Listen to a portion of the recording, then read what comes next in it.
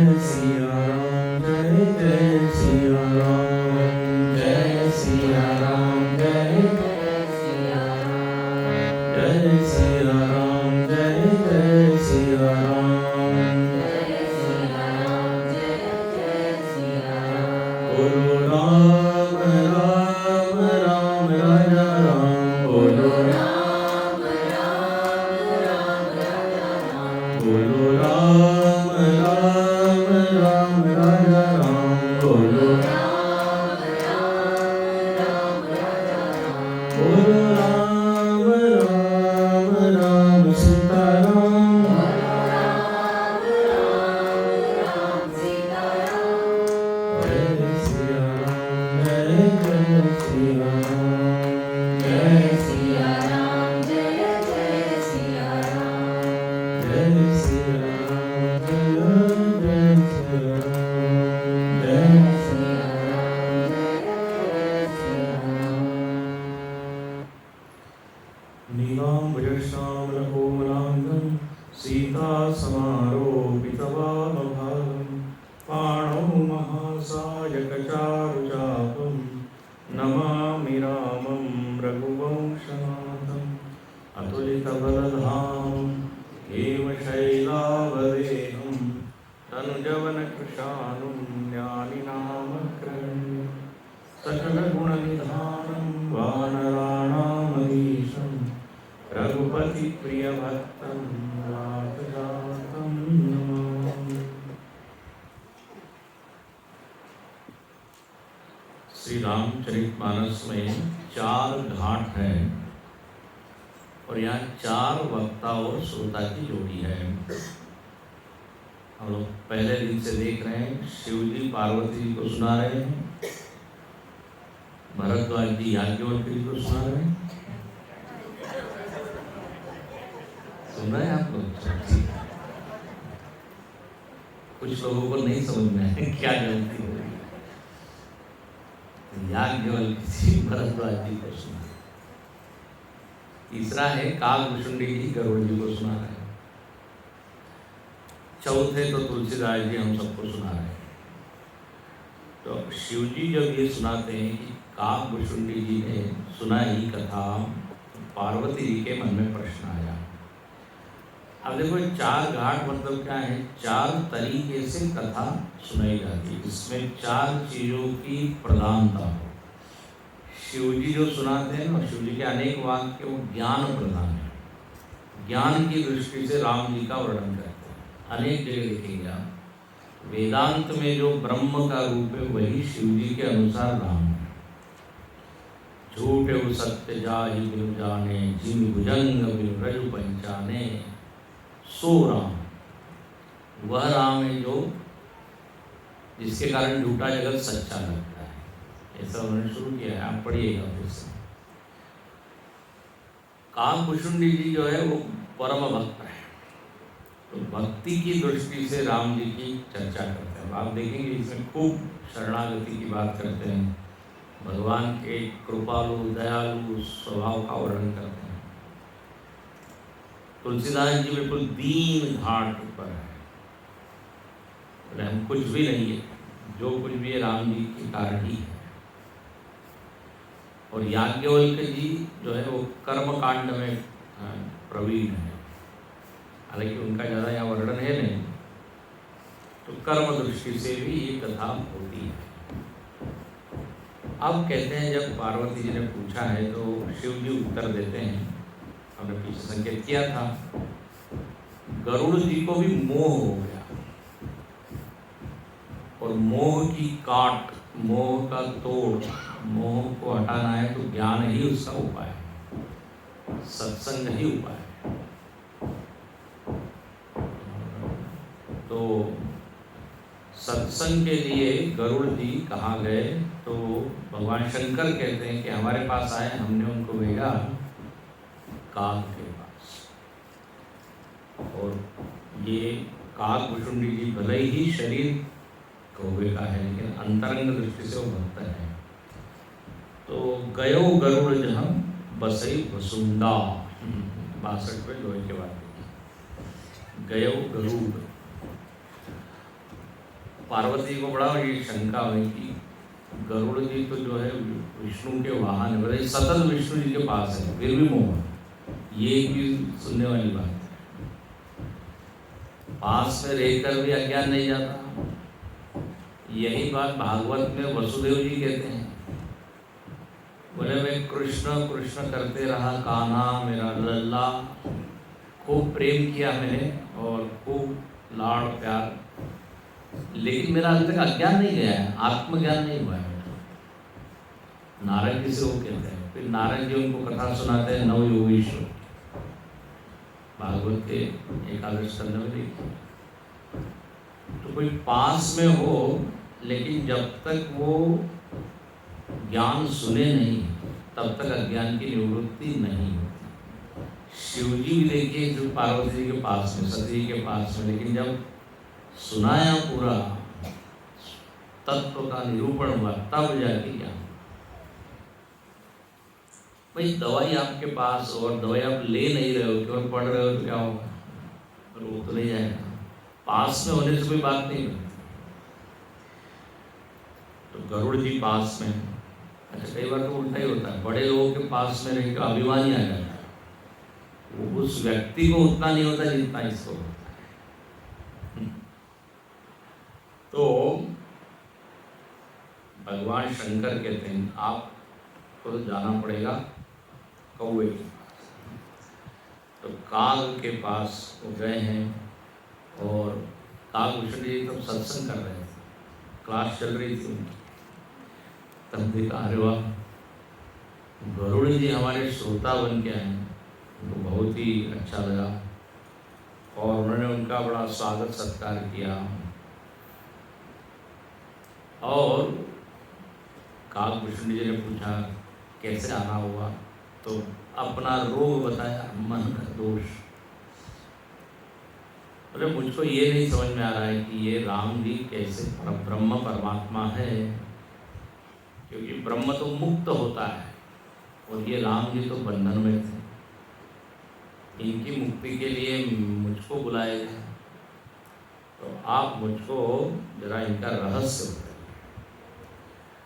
तब कहते हैं कागभूषण जी पूरी कथा सुनाते हैं। अब श्री राम कथा अति पावनी, सदा सुखद दुख पुंज नसावनी, सादर तात सुनाओ मोही, बार बार विनो प्रभु तो। 63 के बाद चौथी जो तीसरी जो, बोले आप सुनाइए तब जाके हमको समझ में आएगा। यही है देखिए उपाय, अज्ञान नाश का उपाय यही है, पूछे तब सामने वाला बताए। अब अर्जुन भी कृष्ण भगवान के साथ जन्म से है ना, जितने बचपन से उनके साथ रहे, लेकिन जब उन्होंने पूछा तभी उनका अज्ञान दूर हुआ। ये नियम बिल्कुल सब जगह लगता है। अब कहते हैं सुनत गरुड़ के गिरा विनीता, गरुड़ की विनम्र वाणी सुनी है। तो कागभूषण जी उत्तर देते हैं, आप जानते हैं गरुड़ जी किसके प्रतीक हैं? गरुड़ जी के ऊपर भगवान विष्णु है और विष्णु ही चलते हैं गरुड़ के ऊपर। तो आध्यात्मिक संदर्भ में उस गरुड़ का अर्थ होता है शब्द, जानते हैं?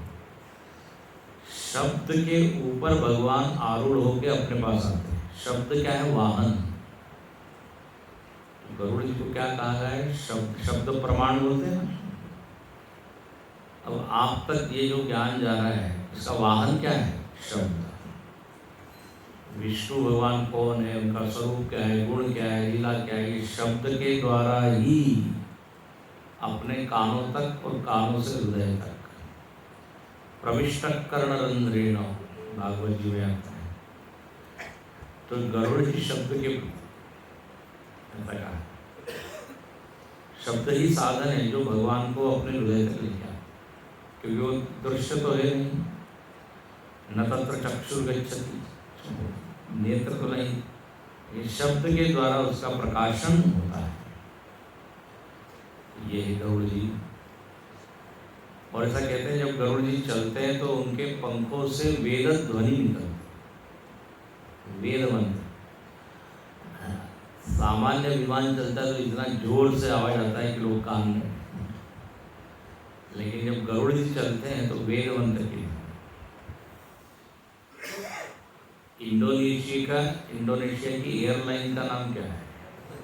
गरुड़ एयर। बड़ा बढ़िया नाम रखा है।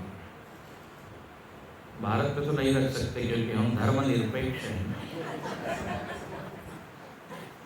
एकदम सब उठ खड़े होंगे। एक विशिष्ट धर्म की बात है। वहां पे तो नोट के ऊपर गणपति जी का फोटो है। हाँ,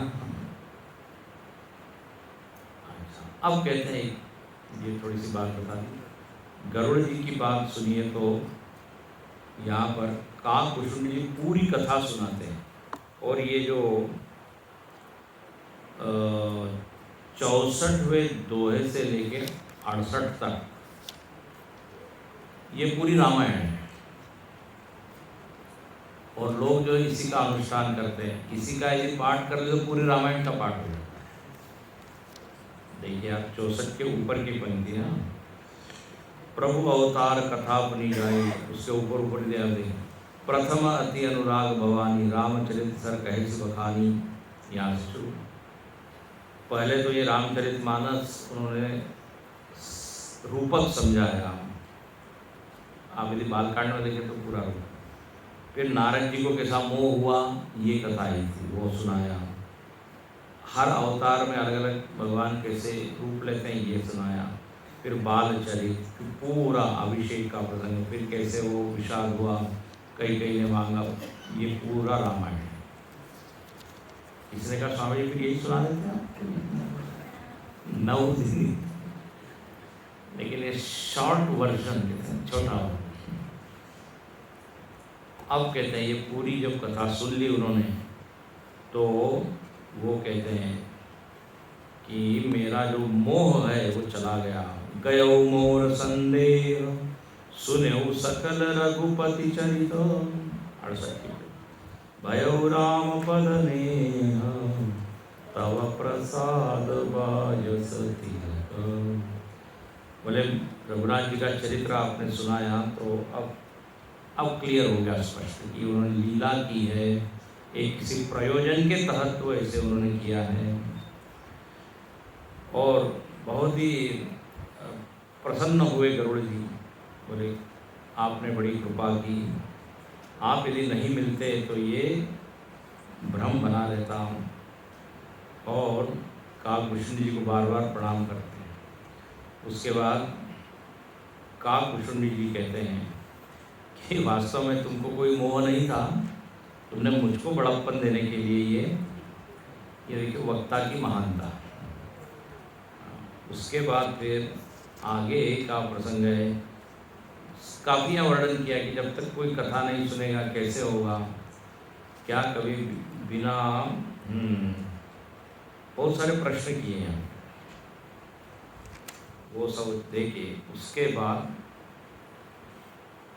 वर्णन आता है कि काकभूषुंड जी कहते हैं मैं इस माया से छूटा हुआ हूँ, भगवान ने मुझ पर बड़ी कृपा की है।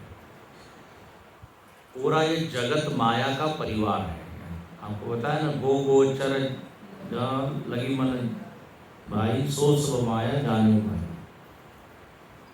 इंद्रियों के विषय, शरीर सब जो है, आत्मा को छोड़ के सब माया है। बस सीधी बात, वृत्ति से लेकर त्रिगुण से लेकर। तो यहाँ 71वें दोहे में कहते हैं व्यापी रहो संसार महु, माया कटक प्रचंड, सेनापति का मादी भटदम्ब कपट पाषंड। बोले माया की बड़ी भारी सेना है, काम क्रोध इत्यादि उसके सेनापति है।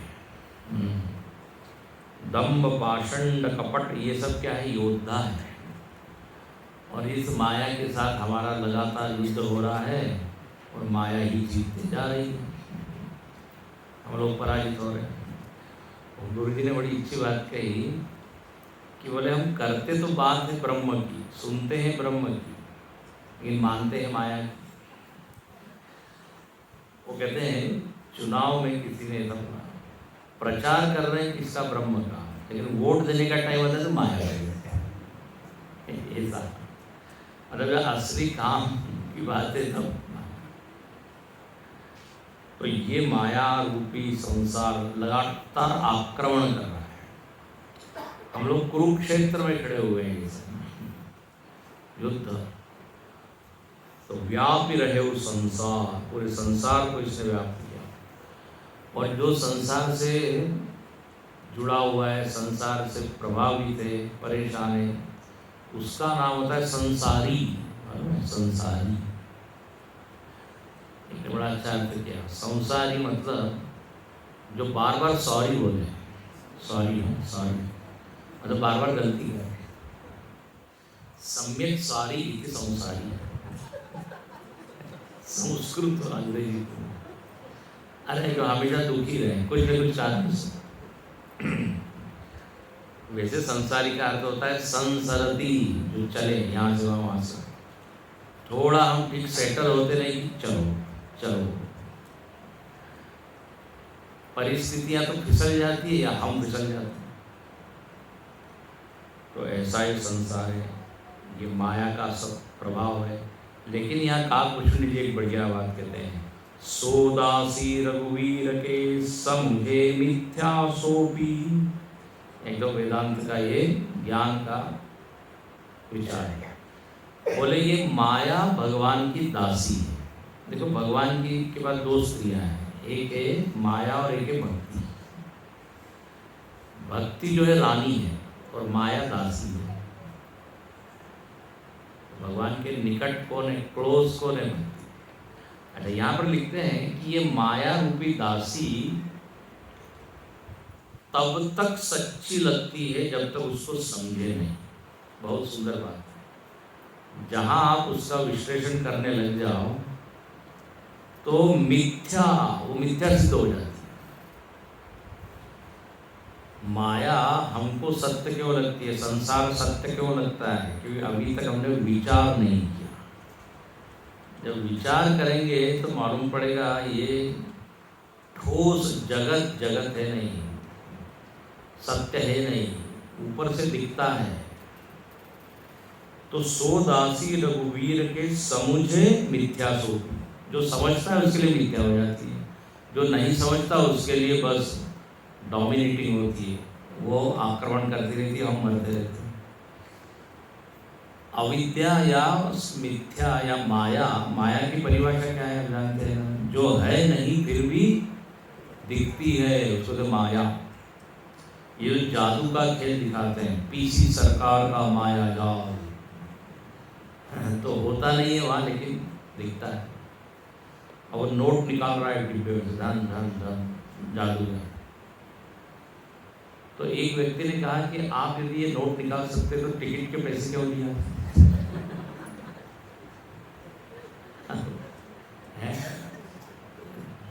झूठ मूठ का होता है।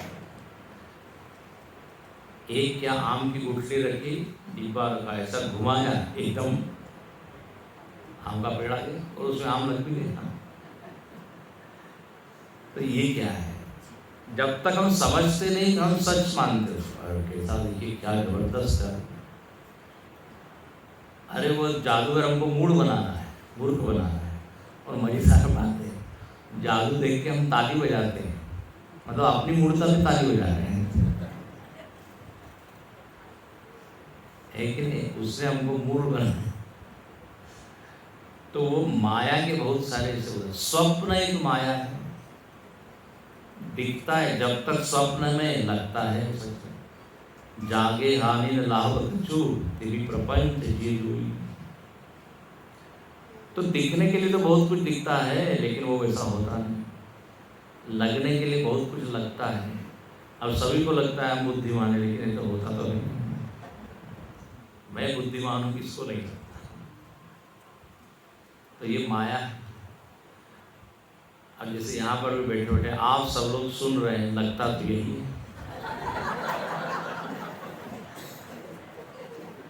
लेकिन मिथ्या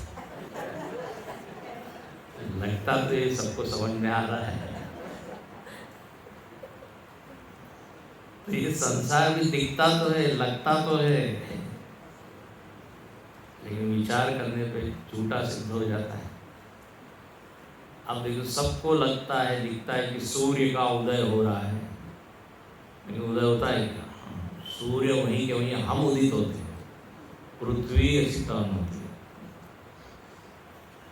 आप देखिए, जितने वैज्ञानिक लोग हैं ना, वो भी यही बात मानते हैं, जैसा दिख रहा है वो मत मानो, वो नहीं मानते, परीक्षण करते हैं, एक्सपेरिमेंट, देन दे से। अब गुरुत्वाकर्षण बल दिखता तो है नहीं, लेकिन है। अब कोई कहीं दिख नहीं रहा है इसलिए नहीं है, तो फिर ये नियम कर लो, जो जो दिखता है यद दृश्यम तत् सत्यम।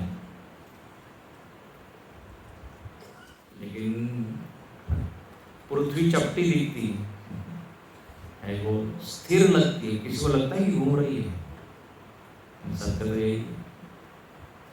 अब गैलीलियो ने जब बोला तो उसको तो फांसी दे दी। सूर्य उसने कहा कि स्थिर है, बाइबल ने कहा नहीं, जो घूमता है। तो मिथ्या सोपी, माया के ऊपर जब विचार करते हैं, संसार के ऊपर बिना विचार के, तो सब सच्चा लगता ही है। भाई सत्य की परिभाषा क्या है?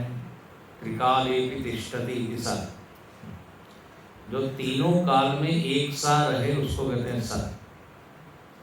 बताइए कौन सी चीज एक जैसी है तीनों काल में? हर चीज तो बदल रही है हर समय। अपने शरीर को ही देखिए कितना बदल रहा है। अपना बचपन का फोटो देखिए, आपको पहचान नहीं पाएंगे, अब ये मेरा ही है। कई बार लोग ऐसा फोटो लगा देते हैं वो पासपोर्ट के ऊपर, वो इमिग्रेशन ऑफिसर बार बार देखता है, बोले इसमें तो बाल है, आपके तो इसमें बाल ही नहीं। कितना परिवर्तन हो जाता है। तो यहाँ कहते हैं काकभूषुंडी जी कि जो माया सब जग ही नचावा, जो माया सबको नचाती है, मैं भगवान की कृपा से बचाऊंगा। एक माया है और दूसरा है सच्चिदानंद भगवान, जिसके ऊपर ये माया सारी खेल कर रही। माया का अधिष्ठान सच्चिदानंद। और फिर यहाँ पे 71 के बाद आप देखें तो एकदम निर्गुण राम का वर्णन है। निर्गुण राम, कबीरदास जी निर्गुण राम को मानते हैं, नानक जी निर्गुण राम को मानते हैं। तो सोई सच्चिदानंद घन रामा, जो सच्चिदानंद है। इसे ध्यान रखना, रामचरितमानस में केवल दशरथ नंदन राम नहीं है, निर्गुण राम भी है। यहाँ लिखा है, कितनी बार ये शब्द आया है निर्गुण। अगुण अदब्र गिरा गोतीता सबदरसी अनवद्य अजीता। ये जो निर्गुण है, निराकार है, इंद्रियों से परे हैं, प्रकृति के परे हैं, वही निर्गुण परमात्मा अनेक वेश धारण करके कहते हैं अलग अलग भूमिका करता है। जैसे कोई क्या नट मतलब अभिनेता, जथा अनेक वेश धरी नृत्य करे नट कोई। 72। और बड़ी सारी यहाँ ज्ञान की बात सुनाते हैं। कौन सुना रहे हैं? कहा बीच याद करा दीजिए। तो कहा कृष्ण जी ये सुना देते हैं। अच्छा, इसके बाद कहते हैं कि सुनहु राम कर, पूरा राम जी का स्वभाव सब बताया। अब गरुड़ जी को बड़ा आश्चर्य हुआ कि ये कौवे का शरीर धारण करके इतनी भक्ति आप में कैसे आई। आप अपना जरा पूरा जीवन सुनाइए, चरित्र बताइए। तो यहाँ काकभूषुंडी जी बताते हैं 74 के बाद कि जब राम मनुज तन धरई, भक्त हेतु लीला बहु करई, तब तब अवधपुरी में जाऊं। बोले जब जब राम जी का अवतरण होता है अयोध्या में, मैं जाता हूँ और उनका बाल चरित्र देखता हूँ, सुनता हूँ, देखता हूँ, उनके साथ खेलता हूँ। काकभूषुंडी जी के इष्ट देव ये बालक राम है। देखो आगे पंक्ति की, इष्ट देव मम बालक राम, शोभा उपश कोटि सतकाम। राम जी के अलग अलग रूप है, बाल राम, किशोर राम, वनवासी राम, राजा राम। तो ये हमारे बाल राम। और मैं वहाँ 5 वर्ष तक रहता। और जैसे ही भगवान अपना 5वां बर्थडे मनाते हैं, हम वहाँ से उड़ जाते हैं। बोले हमारे हम बड़े हो गए, हमको छोटे छोटे जैसे लड्डू गोपाल, कोई लोग कृष्ण छोटे ही थे। तो ऐसा वो सब सुनाते हैं। और कहने लगे कि भगवान का चरित्र मैं वहाँ देखता हूँ, उनका रूप देखता हूँ, तो पूरे रूप का वर्णन। गोस्वामी जी को तो जो है रूप में बड़ी भक्ति है। कैसे दिखते हैं भगवान, बरनी न जाई रुचिर अंगनाई, उनके साथ आंगन में मैं खेलता हूँ। और फिर वो कैसे मरकत मृदुल कलेवर श्यामा, अंग अंग प्रति छवि बहुकामा इत्यादि। 76 पे देखिए, रेखा त्रय सुंदर उदर, उधर पे 3 सुंदर रेखा है, नाभि सुंदर है। ऐसा पूरा बढ़िया वर्णन। और कहते हैं मैं उनके साथ खेलता हूँ। अब कहते हैं एक बार क्या हुआ कि हम वो उनके साथ मैं खेल रहा था, बिल्कुल प्राकृत शिशु इव, बिल्कुल सामान्य जैसा बच्चा होता है उसके समान भगवान खेल रहे हैं हमारे साथ। 77 में आप देखिए, अचानक मेरे मन में क्या आया कि ये वास्तव में भगवान है क्या। कई बार होता ना, अति परिचयात अवज्ञा, बहुत परिचय से उसके व्यक्तित्व हम भूल जाती है, इतना बड़ा। अर्जुन ने भी ये बात कही कृष्ण, सखेति मत्वा प्रसभम यदुक्तम, हे कृष्ण हे यादव हे अजानताम महिमानम तवेद। आगे जो बोली, आहार शय्यासन भोजनेषु, अर्जुन कहता है मैंने आपकी महिमा को जाना है, आपको बिल्कुल यार दोस्त के रूप में। और अर्जुन कहता है मैंने कई बार आपको ऐसे ही पुकारा, अरे यार, अरे कृष्ण जरा इधर आओ, थोड़ा पानी लेके आना, इधर से आ रहा हूँ पानी। कभी भोजन के समय, कभी आसन पे, कभी बिस्तर पे, मतलब मैंने ऐसी ऐसी बातें की जो एक मित्र मित्र से करता है। उनकी महिमा को नहीं जाना, तो यहाँ पर भी कुछ ऐसा ही हुआ। काकभूषण जी कह रहे हैं कि मुझको एकदम ऐसा लगा कि ये तो एकदम शिशु है, इनमें तो कुछ है नहीं। और जैसे ही ये मेरे मन में आया, क्या क्या मन में आया तो सब वर्णन है कि ईश्वर तो कैसा है, एक है, जीव तो अनेक है, और ईश्वर तो अजन्मा है, इनका तो जन्म हुआ है, ऐसा ऐसा सब जो है। अब जब हुआ तो भगवान ने कहा कि जरा इनको सिखाना पड़ेगा, मोह को दूर करना पड़ेगा। तो हुआ ये कि मैं उड़ रहा था और भगवान उसको पकड़ रहे थे। अब जनरली क्या, थोड़ा सा कौवा उड़ जाता है, फिर हम ज़्यादा उड़ेंगे। लेकिन हुआ ये, मैंने देखा कि भगवान का हाथ पीछे पीछे आ रहा है, मैं उड़ रहा हूँ और वो पीछे पीछे आ रहा है। ब्रह्मलोक लगी, कहाँ तक मैं उड़ के गया, ब्रह्मलोक तक। 79 में देखिए, और पीछे मुड़ के देखता हूँ तो भगवान का हाथ दिख रहा है, भगवान का।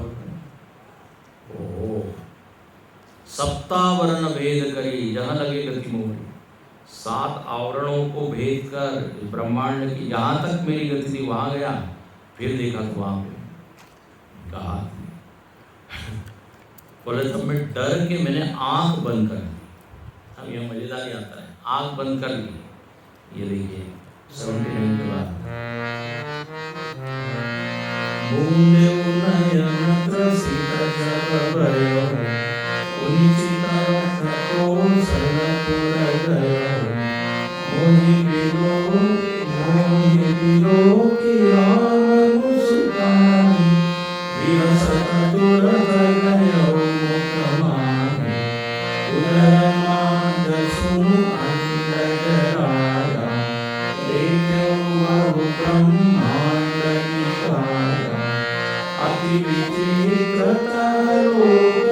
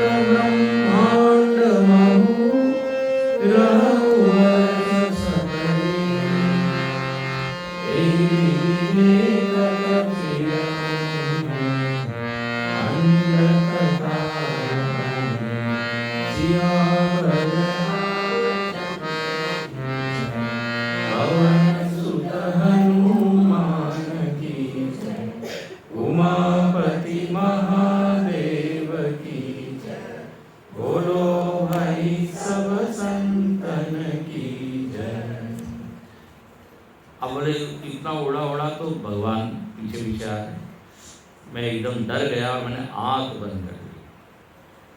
और आंख जब खोली, काकभूषण जी कहते हैं, तो मैं क्या पाता हूँ, मैं अयोध्या में, हाँ अवधपुरी में, और भगवान राम जो है मुस्कुराते, मतलब देख लिया ब्रह्मांड का चक्कर लगा लिया और मुस्कुराए।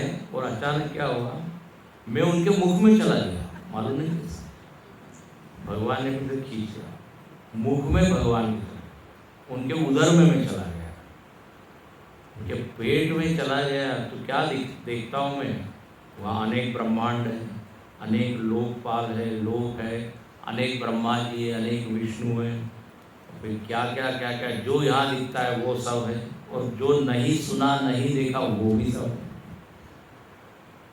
है। जो नहीं देखा नहीं सुना, अद्भुत। वाह, काकभूषण जी को बढ़िया टूर मिला, वर्ल्ड टूर, वर्ल्ड ने ब्रह्मांड फ्री में। और एक एक ब्रह्मांड में एक 100 वर्ष तक रहा है भगवान के पेट में ब्रह्मांड। ये लीला वहां भी की थी ना कृष्ण भगवान ने, यशोदा जी, मिट्टी खाई है तुमने, मुंह खोलो, मुंह खोला तो देगा वहां। लेकिन यशोदा जी अलग थी, यहाँ तो ये घूम रहे इधर से उधर, एक एक ब्रह्मांड में 100 वर्ष तक। वहाँ अनेक ब्रह्मा विष्णु में, हर ब्रह्मांड के अलग ब्रह्मा, अनेक विष्णु, ऐसा सब में देखा। और क्या क्या देखा, बोले दशरथ जी, कौशल्या जी, सबको देखा। बड़ा विचित्र मुझको लगा, सबको मैंने देखा, लेकिन राम जी को भी देखा, लेकिन राम जी सब तो एक ही थे। फिर मैंने वही शिशु रूप देखा जो शिशु रूप में अवध में देखा। ओहो, और बोले ऐसे ब्रह्मांड घूमते घूमते कितना टाइम बीत गया, 100 कल्प। एक कल्प में कितने 4 महायुग होता है, 100 कल्प की। और फिर मैं क्या देखता हूँ कि मेरा जन्म कहाँ हुआ, अवधपुरी में। फिर अयोध्या में आ गया, और फिर मैं देख रहा हूँ भगवान का जन्मोत्सव। राम उदर देखे जगनाना, ऐसा सब में देखते रहा। और भगवान थोड़े मुस्कुरा दिए, तो फिर मैं बाहर आ गया। अब ये वर्णन क्या है, इससे ये समझ में आ रहा है, बोले तुमको मोह हो रहा था ना, मैं छोटा सा हूँ, बस बोले इतना ही मेरा आकार है जितना तुम घूम के आए। भगवान मोह को दूर करते हैं, दिखाकर कि जितना तुमको लगता है उतना मैं नहीं हूँ। अब तो कहते हैं बिहसत मुख बाहिर आयऊ, और फिर भगवान जो है मेरे साथ खेलने लगे। अच्छा, किसी ने काकभूषण जी से पूछा, इसमें काफ़ी टाइम लगा होगा, बताइए इतने ब्रह्मांड तक, पूरे टूर में आखिर कितने वर्ष लगे। लोग पूछते हैं ना, टूर ले जाएंगे कितने दिन लगेंगे, कैलाश मानसरोवर 15 दिन भी। अब इतने ब्रह्मांड में चक्कर लगाने में कितना टाइम लगा होगा। तो काकभूषण जी का ये 2 क्षण में सब हो गया, 2 घड़ी में पूरा हो गया। इसका मतलब क्या है, ये माया है। सोई दर का भगवान फिर कहते हैं, सब दिखाने के बाद हमसे खेलने लगे। और भगवान को अब लग रहा है कि हाँ तुम्हारा मोह जो है वो दूर हुआ होगा। बोले हाँ महाराज, बिल्कुल दूर हो गया। और देखी चरित यहाँ सो प्रभुताई, समुझत देह दशा विसराई, धरनी पर्यो मुख आवन बाता, त्राहि त्राहि आरत जन त्राता। बार बार में चरणों में गिरा, प्रेमाकुल हो गया। और काकभूषण जी कहते हैं मुझको अपनी गलती समझ में है। इसके बाद कहते हैं भगवान काकभूषण जी को वरदान पे वरदान देते, बड़ा सुंदर ये 83 के बाद। बोले तुम मेरे भक्त हो, हैं, हमेशा आते हो, मेरे साथ खेलते हो, बहुत सारी चीज़ें दी, ज्ञान विवेक विरति विज्ञाना, बोले तुम्हारे पास ज्ञान हो, वैराग्य हो, विवेक से सब हो। आज देव सब संशय नाई, मांग जो ते भावन, तुमको और कुछ मांगना हो तो मांगिए, मैंने तुमको सब दे। तो कालभूषण जी बड़े चतुर है, कहते हैं आपने सब कुछ दिया लेकिन एक चीज अपने पास रखी है, वो क्या है? भक्ति। ऐसा कहते हैं मुक्ति बड़ी आसानी से मिलती है, भक्ति कठिनाई से मिलती है। तो आप हमको क्या दीजिए? भक्ति दीजिए। भगवान कहते वाह, मांगने वाला ऐसा हो। और भक्ति उनको मिल गई। अविरल भगति विशुद्ध तव श्रुति पुराण जोगा 84 में। जही खोजत जोगी समुनि प्रभु प्रसाद को उपा। किसी किसी को ये भक्ति मिलती है, मैं तुमको ये भक्ति देता हूँ। एवं भगवान ने भक्ति का वरदान। और भगवान कैसे हैं? कहते कल्पतरु है। कल्पतरु क्या अर्थ होता है? उस पेड़ के नीचे आप बैठिए, जो आप चाहोगे वो मिल जाएगा। तो कल्पतरु 3 आते हैं ना, कामधेनु, चिंतामणि। एक व्यक्ति को कल्पतरु मिल गया, मालूम नहीं कैसे वो नीचे बैठा, जो इच्छा करे वो पूर्ण हो, जो मन में आए वो। भूख लगी है, एकदम भोजन आ गया। बोले सोना है, एकदम पलंग आ गया। और उसको थोड़ा डर लगने लगा, बोले कहीं भूत आके मेरे को पकड़ तो नहीं ले जाएगा। भूत आ गया। एक बार गुरुदेव से किसी ने ऐसे ही कहा, गुरुदेव यहीं सिद्धवाड़ी में थे, और मालूम नहीं उस भक्त का कुछ ऐसा अनुभव हो रहा था कि जो चाह रहा था वो पूरी हो रही थी। अच्छा, बोले तो एकदम सिद्धवाड़ी हो। तो भगवान गुरुदेव ने कहा बी केयरफुल, यहाँ उल्टा सीधा मत सोच लेना, तो फिर वो हो जाएगा। ऐसा होता है। कल्पतरु आप प्रपन्न पारिजाताय तोत्रैत्रैकपाण। गीता के महात्मा ने कहा, तो मैंने भक्ति मांगी, आपने भक्ति दे दी। सब सुख खानी भगति तय मागी, नहीं जग को तो ही सब बड़ भागी। फिर आ गया यहाँ बड़ भागी। पीछे भी एक आया था हनुमान जी के लिए, लक्ष्मण जी के लिए, जहाँ ये होमवर्क है, जहाँ जहाँ बड़ भागी आता है जरा नोट करो, देखो कौन कौन भाग्यवान है। फिर अपना देख सकते हैं उसमें, हम कहीं फिट हो रहे हैं। फिट तो हो रहे हैं, क्योंकि रामायण सुन ली तो बड़ भागी तो हो ही नहीं। तो यहाँ पर इस तरह उनको भक्ति का क्या हुआ? वरदान में। और अब भगवान खुद खुश है, तो अपनी ओर से भगवान जो है सिद्धांत सुनाते, बोले मुझको क्या अच्छा लगता है। ये देखिए 85 के बाद, अब सुनु परम विमल मम वाणी, सत्य सुगम निगमान बखानी। अब सुनो तुम, अब भगवान को मजा आ गया। बोले निज सिद्धांत सुनायो तो सुनु मन धरु सब तज भजू। देखिए ये होता है ना, जब अपना कोई बहुत निकट का होता है, बड़ा प्रेमास्पद होता है, तो उसको अपने दिल की बात बताने में कोई शंका नहीं होती है, डर नहीं होता।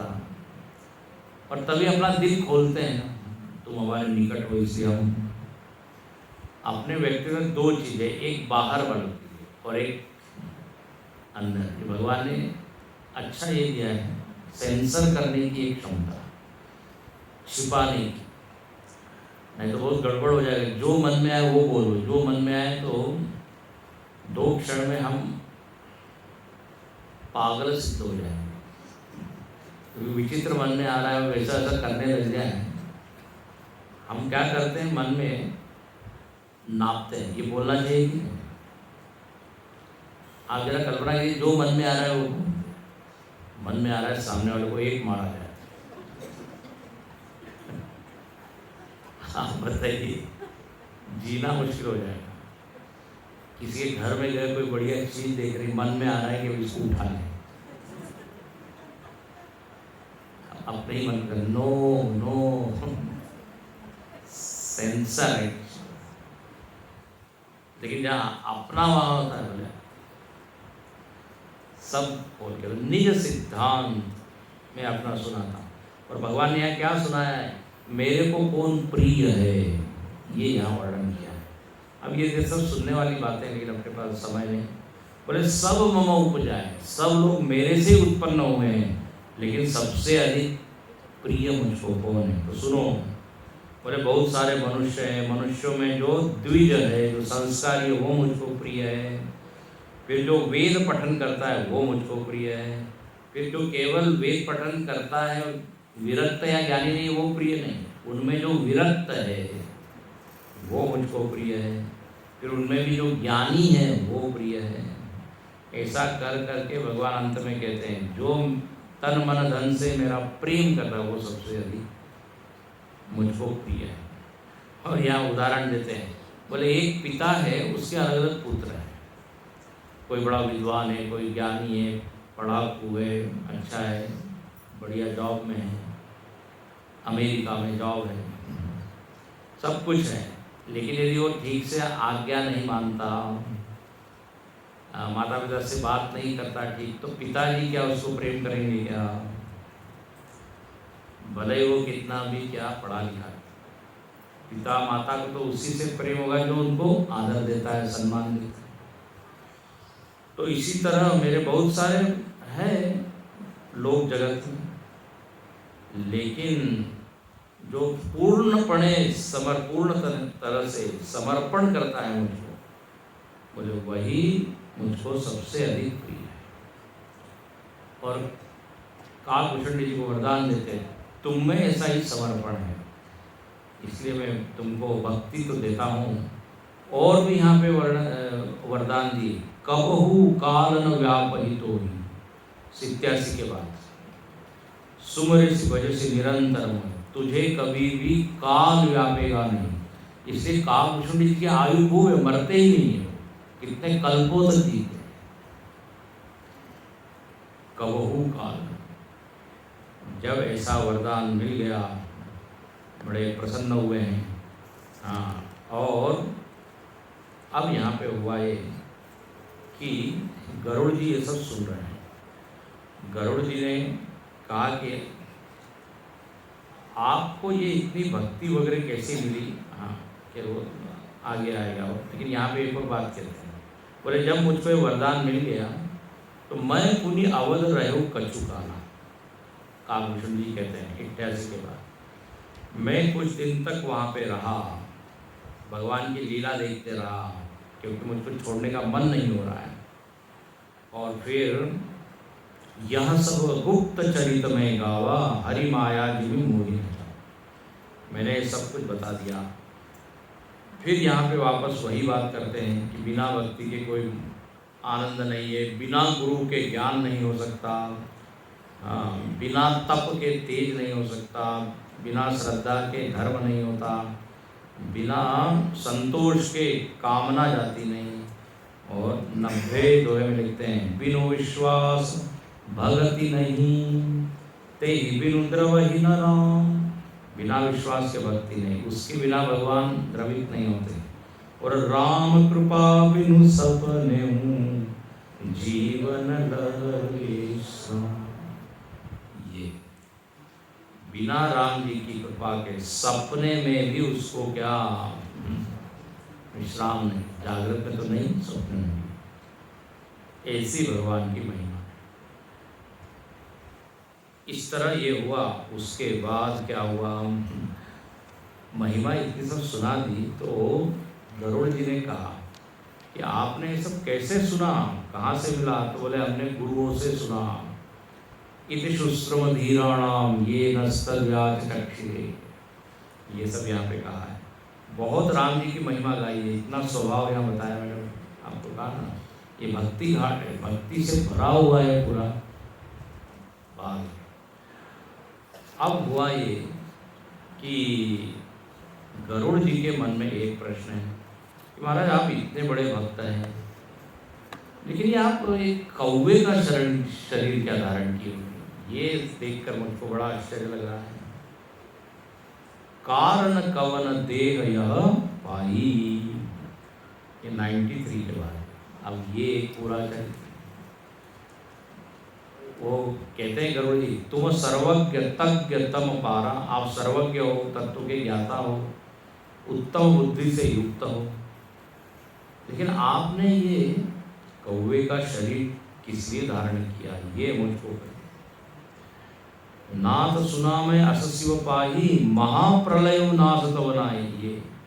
और हमने ये सुना कि प्रलय में भी आपका ये शरीर नष्ट नहीं। तो ये आप उनको बताइए। तो अब जो है पूरा चरित्र सुनाते हैं और यहाँ कहते हैं गरुड़ गिरा सुनि हर्षेऊ, काकभूषण जी प्रसन्न हुए और कहने लगे धन्य धन्य तव मति उड़ला, तुम्हारी मति जो है ना क्या है, धन्य है, तुमने बड़ा अच्छा प्रश्न किया। और इस प्रश्न के बहाने मुझको फिर से भगवान की महिमा बताने का अवसर है, कैसे भगवान ने कृपा की। अच्छा, यहाँ पे वो कहते हैं कि बात ऐसी है, ये जो कौवे का शरीर है ना, इस शरीर में ही मैंने राम भक्ति पाई। ध्यान से सुनो, हालांकि मेरे को वरदान है कि मैं बदल सकता हूँ शरीर, लेकिन मैं फिर भी इस शरीर को ही धारण करके रखता। क्यों? बोले इसमें हमने भगवान का दर्शन किया, भगवान की भक्ति, और भगवान के साथ में ये कौवे के शरीर में रह के सब खेलते रहे। तो यही तन राम भगति में ताते मोही ममता अधिक, इसलिए मेरी ममता इसको संभाल के रखता हूँ। जैसे हम लोग कोई चीज़ होती है ना, स्मरणिका या क्या सोवेलिया, बड़े संभाल के रखते हैं। भले उन्होंने दिया है, गुरुदेव ने दिया है, भले ही वो चीज ऑर्डिनरी, लेकिन गुरुदेव गुरुजी ने दिया, बहुत महत्वपूर्ण हो जाता है। हम वहाँ गोवा में ही शायद गए थे, जहाँ स्वामी विवेकानंद जी आए थे, तो उन्होंने वो कुर्सी अभी तक संभाल के रखी है। कामत में क्या कामत है, बोले इसके ऊपर स्वामी विवेकानंद जी। तो ऐसे ऐसे होता है, महिमा बढ़ जाती है। कोई पत्र होता है, उस पत्र को बड़ा फ्रेम में करके किधर पेन दिया है, वो पेन तो यहाँ पर लिखते हैं कि ये शरीर दिया है, तो शरीर को ही करना। जहिते कछु निज स्वार्थ होई, थी पर ममता कर सब कोई। जिसका जिसमें स्वार्थ होता है ना, उसमें उसकी ममता होती है। तो हमारा इसमें स्वार्थ है, भगवान की याद इसमें आती है, इसलिए मैंने ये शरीर धारण किया है। ओ गरुड़ जी ने कहा अच्छा ये बात है। यहाँ लिखते हैं तजौ न तन निज इच्छा मरना। गरुड़ जी, ये काकभूषण जी को इच्छा मरण का भी वरदान है। काकभूषण जी अद्भुत भक्त है, इतने वरदान इनको मिले हुए। इच्छा मरण, बोले मुझको ये वरदान मिला, लेकिन मैं नहीं छोड़ता, क्योंकि मुझको इसीलिए भगवान के दर्शन। और कहने लगे कि अब मैं तुमको सुनाता हूँ। तो 96 के बाद से अब यहाँ काकभूषण जी का अपना बड़ा चरित्र है, बड़ा विस्तार है इसमें। पहला जन्म क्या हुआ, दूसरा जन्म क्या हुआ, कैसे ये मुझको कौवे का शरीर मिला। तो यहाँ देखिए, प्रथम जन्म के चरितव कहो सुनहु विहगे, सुनि प्रभु पद रति उपजई, जाते मिटई कले। बोले प्रथम जन्म का चरित्र सुनो। कौन? हे गरुड़। और इसको सुन के तुम्हारा क्लेश इत्यादि दूर हो जाएगा, कलेश दूर हो जाएगा। अच्छा, अब लेकिन गरुड़ जी ने कहा कि महाराज जी समय ज़्यादा नहीं है अपने पास, अब आप ज़्यादा विस्तार मत कीजिए। तो अब यहाँ पे वो कहने लगे, थोड़ा सा करके मैं पूर्ण कर रहा हूँ, ज़्यादा नहीं। तेही कलियुग कौशल उड़ जाए। बात ऐसी थी कि एक समय कलियुग था, कलियुग। तो कलियुग, त्रेता, द्वापर, ये अनेक बार आके गए। पहली बार ऐसा नहीं है। तो बोले कलयुग का समय था और उस कलयुग में अयोध्या भी थी और उस अयोध्या में मेरा जन्म हुआ एक शूद्र के, लेकिन मैं शिव जी का सेवक था। शिव सेवक मन क्रमानुवानी आन देव निंदक अभिमानी। अब यहाँ से इनकी कथा शुरू होती है। बोले मैं एकदम ऐसे परिवार में जन्म हुआ, कोई ऊंचा परिवार नहीं। शिव जी की मैं भक्ति करता था और कैसा था, मैं शिव जी की तो भक्ति करता हूँ लेकिन निंदा करते रहा दूसरे भगवान। ये नहीं होना चाहिए। अपना इष्ट एक हो लेकिन सबके प्रति आदर। बोले ये मेरा था। और मैं कैसा था, धन मद मत परम वाचा। देखो यहाँ पर अब जो वर्णन आ रहा है, ये वर्णन कैसा है मालूम है? साधक का वर्णन है कि कहाँ से वो स्टार्टिंग पॉइंट उसका है और कहाँ जाके वो पहुँचता है। स्टार्टिंग पॉइंट ये है, थोड़ी शिव जी की भक्ति थी लेकिन भेद भक्ति थी। भेद मतलब सब अलग है, ये अलग है। और कली का समय था, कली। अच्छा, धन से मतवाला था और बहुत वाचाल था। वाचाल मतलब बक बक बक, बहुत चैटर बॉक्स के, बहुत बोलने वाला। जो कहते अरे बाप रे ये आ रहा है, चलो भागो यहाँ से। कोई कोई लोग जो है ना, ये कवि वगैरह भी होते हैं, कविता बोलती जाते। एक बार कविता वो बोली नहीं, क्या कहते हैं, समाप्त ही नहीं करता। एक व्यक्ति खड़ा हो गया डंडा लेके स्टेज के सामने घूमने लगा। कवि महोदय कहते नहीं, अब मैं बंद कर रहा हूँ, बंद कर। वो व्यक्ति कहने लगा नहीं आप चालू रखिए, मैं उसको ढूंढ रहा हूँ जिसने आपको बुलाया है।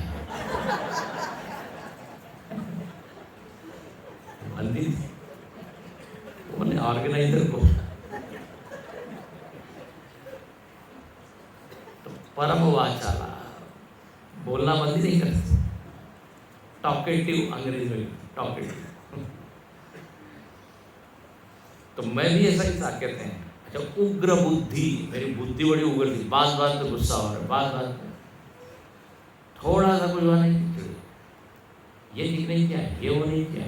हमेशा कोई कोई लोग कंप्लेंट बॉक्स होते हो, हर चीज में शिकायत करते हैं और नाराज होते रहते। उग्र बुद्धि, उर दम्भ विशाला, और दिखावा मेरे में बहुत था। अच्छा, आश्चर्य की बात है, मैं अयोध्या में रहता था लेकिन अयोध्या के प्रभाव को नहीं जानता था। बताइए, तीर्थ में रह के काशी में रह रहे लेकिन गंगा जी स्नान करने नहीं जा रहे। और एक ने एक से कहा, भाई कभी आप गंगा जी स्नान करने नहीं? बोले हमारे वॉशरूम में गंगा जी आती है। बोले हम आप लोग हॉरिजेंटल गंगा में नहाते, हम वर्टिकल गंगा में नहाते हैं, शॉवर में। गंगा नहीं पानी। लोग आलसी। तो यहाँ पे कह रहे हैं अवध का प्रभाव नहीं जाना मैंने। साधन भजन कुछ करना चाहिए, तीर्थ में आके वो कुछ किया नहीं। अवध प्रभाव जाना तब प्राणी, जब और बसई राम धनु पानी। हाँ बोले, जब राम जी हृदय में आते हैं, भक्ति आती है, तभी जान पाते, नहीं तो कोरे के कोरे रह जाते, पूरा कागज पूरा ही। अच्छा, अब मैं कलियुग में रहता था तो यहाँ पे मजेदार वर्णन है, कलियुग का वर्णन है। काव्यभूषण जी सुनाते हैं अभी बहुत विस्तार से, और जो आजकल अभी सब घट रहा है ना, वो सब यहाँ लिखा हुआ है। देखो, अपने ऋषि मुनियों को पहले से ज्ञान क्या क्या होगा, अब सुनाने की बात क्या है, दिख ही रहे। कौन साधु होगा, कौन सन्यासी होगा, जाके नख और जटा विशाला, सोई तापस प्रसिद्ध। जितनी बड़ी जटा बोले उतने बड़े साधु। ज्ञान है कि नहीं मालूम नहीं। और जो झूठ और मस्करी करता है, बोले कलयुग में उसको गुणवंत माना जाता है। बहुत स्मार्ट है, बहुत स्मार्ट है, बहुत स्मार्ट मतलब बड़ा अपना काम बना देता है, उसकी लोग जो है बड़ी महिमा करेंगे। ऐसा बड़ा सुंदर वर्णन है। क्या क्या बताएं आपको। ये वर्णन इसमें भी आता है, भागवत जी में भी। फिर कलयुग में एक होगा, 99 में ब्रह्म ज्ञान बिनु नारी नर कर ही न दूसरी भाव। सब लोग ब्रह्म ज्ञान की बात करें, बोले ब्रह्म जानना है, बैठो सुनाते हैं। एक हाथ में गिलास है। पार्टी में भी अध्यात्म की बातें होती है।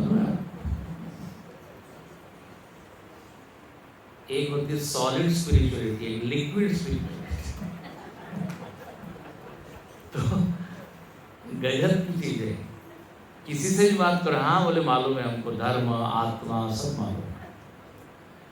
वो कहा ना, एक अंग्रेज फॉरेन से आया और उसने 2-3 चीज ऑब्जर्व की, निरीक्षण किया। बोले भारत में सब लोग डॉक्टर हैं, थोड़ा सा आप बोलो कि हमारा ये सेल हो रहा है, ये लो दवाई, है ना, सब लोग दवाई तुरंत देते। सब लोग एक तो क्या है, डॉक्टर है। दूसरा एनी टाइम स्ट्रीट है, जब भी देखो चाय चलेगी, अरे बिल्कुल चलेगी। रात में 2 बजे भी 4 बजे चाय चलती रहती, चाय एनी टाइम स्ट्रीट है। और तीसरी बात ये, सब लोग फिलोसोफर हैं, धर्म के ज्ञाता है, सुनाई देते हैं कुछ, है ना, कुछ हद तक सही है। तो यहाँ पे उसी को व्यंग किया है, ब्रह्म ज्ञान बिनु नारी। सब लोग जो है अपना प्रवचन कर रहे हैं, इतने प्रवचन कर, यूट्यूब खोलिए ना, सुना रहे हैं अपना दलाल। अभी हम लोग केनोपनिषद दे रहे हैं वहाँ पे ऑनलाइन। एक व्यक्ति का हमने भी शुरू किया उपनिषद, हमने कहा वाह, कौन सी परंपरा से सुना? कोई परंपरा हो नहीं है, पढ़ के सुना देते। कुछ लोग तो सुन ही रहते हैं।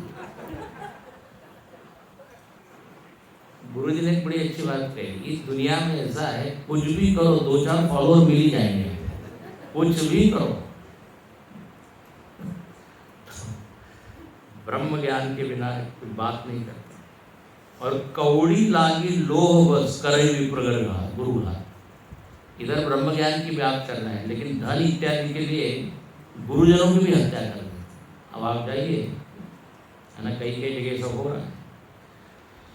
फिर कपट है, चतुरता है, ये है इत्यादि बहुत सारी चीज़ें हैं। अब सुन के मन खराब हो जाएगा, लेकिन ये सब बहुधाम सवारी धाम जति, ये 100 के बाद है। बोले सन्यासी लोग बहुत धन लगाकर घर सजाते हैं, बड़े बड़े उनके क्या है, पैलेशियल आश्रम है और कुटिया है। अच्छा, यहाँ पे क्या लिखा है, वैराग्य तो है नहीं, विरक्ति है, लेकिन दिखाते खूब है। तपसी धनवंत दरिद्र गृही, कलि कौतुक तात न जात कही। तपस्वी धनवान हो गए और गृहस्थी दरिद्री हो गए। ऐसा है कलयुग में होने। पढ़िएगा, नृप पाप परायण धर्म नहीं कई दंड विडम्ब प्रजा इत्यादि। ऐसा सब ये कलयुग है। ऐसे कलयुग में क्या है, मैं रहता हूँ। लेकिन अब मेन पॉइंट, चलो ये सब दोष तो गिना दिए, लेकिन कलयुग में एक बहुत बढ़िया है। क्या? कलयुग में जो नाम का प्रताप है, बोले वो कृत युग त्रेता द्वापर पूजा मकारु जो गति होई सो कलि हरि नाम ते पावहि लो। जो काम कृत युग में ध्यान से होता था, जो त्रेता में यज्ञ आदि से होता था, जो काम द्वापर में पूजा से होता था, वो काम कलयुग में नाम कमाना चाहिए। नाम कमाई मांगे नानक, चढ़ी रहे दिन रात नाम तुम्हारी नाम का, चढ़ी रहे भांग वसूड़ी सुरापान, उतर जाए प्रभात। ऐसा हो गया। नाम जो है ये सबसे कीमती चीज है, और कलयुग में इस नाम का बहुत बल है। अनेक संत हमने देखे जो और कुछ नहीं करते, केवल नाम। महाराष्ट्र में बहुत बड़े संतों के गोंदव लेकर वहाँ नाम नाम नाम, हर श्वास में नाम। कहते हैं उनके रोम रोम में जो है वो राम का नाम आवाज आती थी, ध्वनि आती, इतना उन्होंने जप किया। एक बार वो कहीं जा रहे थे तो राम जी की विग्रह जो है उनके आंखों में आंसू आ गए थे। राम जी कहने लगे जाओ नहीं, मतलब ऐसा वो कहना चाहते हैं, तीर्थ यात्रा में जाना चाहते थे, सत्य घटना है। तो नाम का तो बल बहुत है, लेकिन उसमें पूरा भाव, विश्वास, बहुत सारी चीजें। तो कलयुग में ध्यान हो नहीं सकता, क्योंकि ध्यान के लिए मन बहुत सूक्ष्म चाहिए, सात्विक चाहिए। त्रेता युग में यज्ञ यागादि बहुत होते थे। देखो अब राम जी का जब भी आप देखें, अश्वमेध यज्ञ हो रहा है, स्वयं भगवान का जन्म भी किसके कारण? यज्ञ के कारण। विश्वामित्र जी की यज्ञ रक्षा के लिए ही भगवान के यज्ञ का वो विधान। द्वापर में पूजा, भगवान कृष्ण गोवर्धन की पूजा करते हैं, गाय की पूजा करते हैं, पूजा द्वापर में। और कलयुग में क्या है तो बोले नाम। तो कोई कहेगा नाम से क्या होगा? बोले उतनी शक्ति नाम में है, मत समझिए कि राम राम करने से क्या होगा। तुलसीदास जी ने कितना हमने देखा बाल कांड में, तो पहले 2 दिन उसी पे चल रहा था, नाम रामायण, नाम नाम नाम। तो कलयुग में क्या है, नाम की महिमा है। तो यहाँ वर्णन है, कृत युग सब जोगी विज्ञानी, सतयुग में सब विज्ञानी योगी है, जो अभी मैंने बताया वो यहाँ पे सब बताया है। और कहते हैं ऐसा एक कलयुग है, तो इसमें मैं नाम का जप करता था। और क्या हुआ, बहुत वर्षों तक मैं अयोध्या में रहा, और उसके बाद अकाल पड़ा। क्या हुआ? अकाल, अयोध्या में अकाल पड़ा। तो फिर क्या हुआ, तो बोले मैं चला गया उज्जैन। उज्जैन चला गया। उज्जैन ये कहाँ है? मध्य प्रदेश, अवंतिका। गयो उज्जैन सुनी उर्गारी, दीन मलिन दरिद्र, मैं वहाँ पर रहा। अब कालभूषण जी उज्जैन गए तो हम लोग भी चलते हैं। उसके बाद क्या हुआ, थोड़ा सा चरित्र बचा है, वो हम शाम को देख के पूर्ण करेंगे। इस पूरे चरित्र में यही दिखाया है, जिसे मैंने कहा धीरे धीरे व्यक्तित्व में बदल होते चला गया, परिवर्तन, और वो बहुत ऊंचे भक्त हुए। ये पूरी कथा है।